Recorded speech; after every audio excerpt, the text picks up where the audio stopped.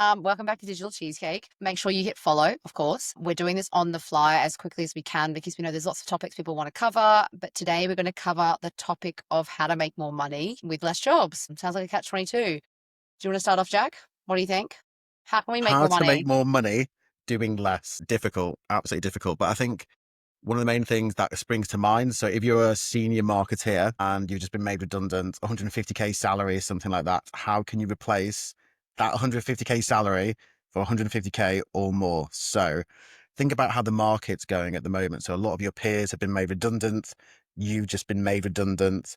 There are no jobs coming through. So how can you think outside the box? There's a lot of SMEs as well as small businesses who want to replace the people that have been made redundant for other CMOs at a fraction of the cost. So say, for instance, their last budget was 150K for a CMO, and they've only got enough budget for a senior marketeer to set a strategy of, say, 90K or 100K. Then, speak to these sort of companies, these business owners, and see if you can do the exact same work, but across 2 or 3 days instead of 5 days. And if you can get 2 or 3 of those different gigs paying 90K pro rata, 100K pro rata, 150K pro rata, you can actually replace 150 or actually get a lot more. Yeah, So, I mean, we were speaking to somebody on our podcast who's got a beauty and fashion background, and she's got 10 of these on the legend, go. So she's working legend. 7 days a week. So there is a possibility to do it, but you just got to have crazy ass networking skills. You got to be able to Right. actually win the hearts and minds of these people and actually sell your worth and actually get these contracts in the first place. So it's balancing the marketing skills with actually business development skills. But you know how hard it is just to pick up any piece of work at the moment. It's so competitive, isn't it? Yeah. Yeah, I've learned a lot, I would say, in the last few weeks. I mean, network has been everything, of course, but going back to like, okay, how do you make more money? Essentially, I mean, already seeing it, like going through all the conversations, talking to people about jobs, all that kind of stuff, you can definitely make more money than going into a full-time role at the moment. You can, but you need to just have some caveats around networking is number one. And people go, how do you do that then? You need to have a really good plan of like what you're going to do. And if people need help on it, of course, always reach out. But the first kind of, I guess, thing is to really break it down is okay, think about what you're earning currently to date. Let's say you are earning, I don't know, you get a salary of 5 grand a month on average, or let's say it's like 3 grand. Think about that per client. You need one client, 1 grand per client. You need 5 clients. You just need to nail essentially 5 clients if you are going to do that. And then you can start thinking about being smarter with you need to be smarter with your tax. So essentially thinking about, okay, you can be taxed if you're thinking about doing dividends, you can be taxed by 8%. So you could be doing it by 8% instead of being taxed by 30 to 40% of a salary. So you could have less clients and still make the same amount as what you had at a full-time role. Of course, everyone wants the full-time role, sometimes because, you get to be a part of the team and there's all these benefits. But if you're wanting to go down the route of just purely wanting to make more money, I mean, you need to be really good at making relationships. I think it's like a catch-22. But you could say, okay, cool, I just want 5 clients. For me, when I was building my business, I said, okay, my target is X of this many clients. I'm going to go and achieve it. And then you go from there. So it can be as simple as just breaking it down 1 grand per client. Now, 1 grand per client could be, I don't know, setting up analytics. It could be setting up, I don't know, Clavio, whatever, everyone says it differently. It could be, I don't know, consulting for a few hours. I know some people who are like, oh, no, I'm just not going to negotiate my rates. My rates are X. At the end of the day, like if you want to build a business and build to like freelance, you've got to take work that's going to be less. You have to build a network. So anyway, I think you can definitely make more money if you are really smart at managing certain clients and projects and putting a plan into place. Yeah, and some people can earn up 10 grand a month. That's a good point. So, especially those who come out of perm, you do need to consider dropping your rates to actually get that first few 100%, you have gigs. to do some of that. And I agree. And I Yeah. think to work out your rate, and say for instance you're on 100 grand a year, you should be earning at least double that from a day rate perspective. So 100 grand works out at £384 per day.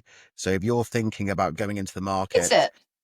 That's a pretty good day 384, yeah, rate. it's literally £384 a day. I mean, some people So are you need to charging 500 to 1,000, so that's pretty, yeah, that's 100K salaries. So you need to at least double that. So that's 700, because of the 750 a day tax, minimum.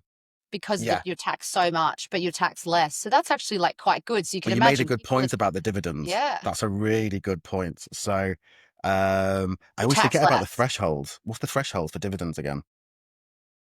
Well, okay, so you pay yourself a salary. So your salary would be, you pay the minimum salary and then dividends. I don't know. I actually should know more about that and like what the threshold of how much you can get paid in dividends. Let's circle back on that one for people for advice. Yeah, we can I'm like, circle maybe back. I I'm going should to make check a in that one. note of that for the next one. But you should have like max you get paid your salary and then you get paid in dividends. And salary is Exactly. taxed the usual rate and you do the minimum salary and then you go to your obviously your dividends and you kind of go from there. Having an accountant, number one, for when you start a business or starting contracting, like even just having a basic accountant to help you scale is where you'll already save money personally and professionally. I think if you don't have an accountant already and you're starting to do that, then start thinking about it. If you're doing fractional CMO work, I would have an accountant because it's very similar to freelance. So I'd say we're not encouraging everyone, of course, because Jack does recruitment for both kind of roles. But if you're finding it difficult, there is ways that you can make more money. I think one example, and I know we only mentioned this for a really short stint, but one example, I was like looking at Upwork yesterday. Obviously, there's so many people are on Upwork all the time. There's so many platforms for finding freelancers everywhere. And there's so many cool ones out there that are like even better than Upwork that show people's like brand portfolios and all the work that's amazing. But I was looking at this one guy and this guy, I was just like, because I was browsing for someone that I needed freelance, and he was charging £400 an hour. He earned up to 700,000 already in less than a year that he's done. And he's had so many projects. Like there's some huge peak brands that are on these freelancing sites for freelancers. And that like blew my mind that someone on their own was making £1 million. You could definitely do it, but it's about the niches, isn't it? So with that guy, You've got he to would be have good to at your job. kick-ass portfolio. So what's getting him the work? The portfolio work. He would have So built that that for years as well. he would, yeah, Yeah, exactly. So 10, 15 years of portfolio work. So he's doing all this back breaking work over the past few years in perm jobs potentially, then leveraging that into correct. contracts. So yeah, I Exactly. mean, if you're thinking about contract, think about your niches. If your niche is analytics, lean into it. Make sure that Lean you're the into that. analytics pro. Like I know a guy who's leaned into CRM and he's rebranded himself as like the CRM guru. So Love it. for the UK. So if you're in analytics, do something similar Yeah. because lots of people need people from an analytics perspective, particularly as AI is coming in as well. And you're getting lots of calls from people who want to get upskilled in GA4. Yes. I think that's the whole, I mean, around areas on upskilling, we're going to talk about that in our next episode in a few minutes. But yeah, I guess summarizing it, there's probably more tips that we can probably give on like making more money. We wouldn't be telling you on this podcast, go pick up a babysitting job. I think that's a little bit of a, that's, of course, there's some great, like, I mean, financial, like, podcasts and Instagrams you can actually look. I know there's one called All Things Money, where, like, that's a way to, like, be smarter with your money and interests and stocks and shares. Someone on my team was asking me about that today. Will Ruby. And, there's obviously those areas, but I think it's more around like planning the next 3 to 5 years. If you are going to be, doing freelance work or you're going in and out of a job, then you have to plan in like doing that freelance work. Cool. You want to make sure you want to take time off, then build that plan. You need to at least build a roadmap, like a short roadmap for yourself. And if you're going to maybe have a baby, then you need to, that stuff I have to think about, like I'm building a business. But if you're going to have a child, then like who's going to take over that period? And you have to really build that in. And does that mean maybe you go to businesses where you get equity stake instead of like, I don't know, working as a freelancer? So you just have to probably, I'd say, always building in your 2 years, because then you can start thinking about how to make other money. Is it contract work, which is where you'll get faster money, or faster growth? Or then is it like, okay, actually going full time is best for us based on what we need in the business? So I think there's definitely a huge need for freelance work at the moment. And yeah, I'd say there's definitely quick ways you can make money on the side in that area. Yeah, during times of economic uncertainty, contracting goes up. So anyone who's got that really good niche, wants to lean more into it, definitely reach out to me or Ellie to know more, because I think from our perspectives, we know how to balance our day-to-day jobs with actually Yeah. going out there, business developing and thinking Business outside of the development. box. But as Ellie said, you've got to think about those fallow periods. So if you're thinking about having a kid or you're having a gap between contracts and you're struggling to actually pick something up because it's super competitive, definitely build up that surplus of cash. Yeah. Even go as far as investing it. So like Ellie mentioned about having a good accountant or financial advisor. I don't know whether anyone wants to put it into stocks at the moment with volatility with Trump and everything, but Don't gold's a tell good me. I know. option. Sorry. Property is a good I probably option. did some stocks recently and someone was like, Did you? why did you do that? And I was like, Why did I do that? yeah, anyway, carry on. But yeah, gold's on an all-time high, but I don't know whether now is the right time to buy. But yeah, I Yeah, think don't in ask me. terms of how to make more money, it's all about the niches. It's all about your business development skills.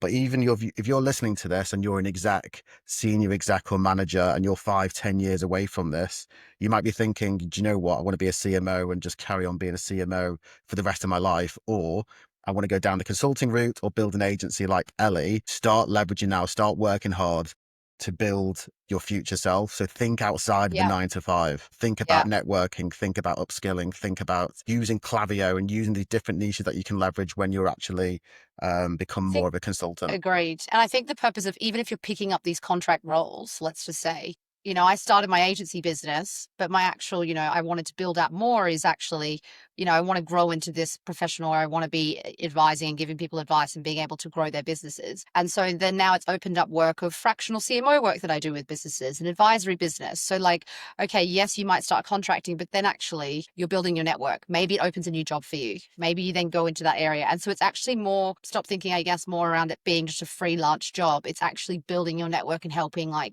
shape who you are and who you are in the industry. So I I think love that. that's Absolutely love that. But if you do the groundwork, it just builds loads of yeah, opportunities you're that building you're your brand, aiming right? for, but that you're not even aware of. Just things might just come up. You're like, wow, well, I've not thought about this.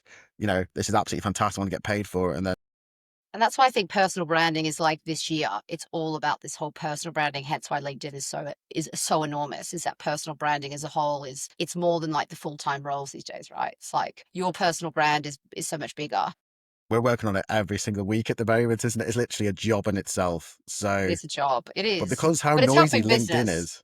is, it is. But Yeah. LinkedIn is so busy at the moment, guys. Like, just imagine how this is going to be in 2 years' time.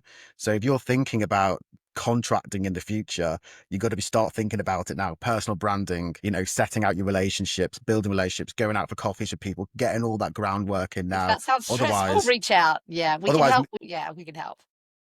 otherwise, I'm like, I don't want to scare other people are going to people. take over. Yeah, I know. But we will hopefully we're trying to build out right now all of our events to try and like train and upskill people. So we're hosting our next one that's purely around beauty businesses, how to scale and grow. So that will be in May. Unfortunately, everyone, it's kind of sold out at the moment, but we will start to run more events. So if people are like, please run more around this topic, obviously just email us and we'll try and do our very best. And we're trying to bring everyone together on like how to scale and grow personal brands and everything like that. But yeah, anything else you want to cover, Jack? Yeah, just leading on that, we're going to try and get one for every single month for the rest of the year. Are we? After summer, not summer, we'll have summer off, but after summer, everyone's off in the summer anyway. But yeah, we've Yeah, got a we'll beauty try. one, so we've got some really good talk, some speakers. So we've got the VP of marketing from Elf Beauty, the ex head of e-commerce from TikTok Beauty, the ex VP of marketing from Federici Brands. So that's going to be fantastic. Just learning all about how to grow on TikTok online. And Yeah. then our next one after this will all be fashion. So definitely keep an eye out for it. And me and Ellie are working on some really good events for the next 6, 12 months about how you guys can upskill, how you guys can be better and have that competitive edge leading into the rest of the year. But otherwise, yeah, no, thanks for listening again to the Digital Cheesecake podcast. We'll talk Follow, to you soon. sign up to the email newsletter on the website, and hopefully hear from you soon. Cool. Thanks, everyone.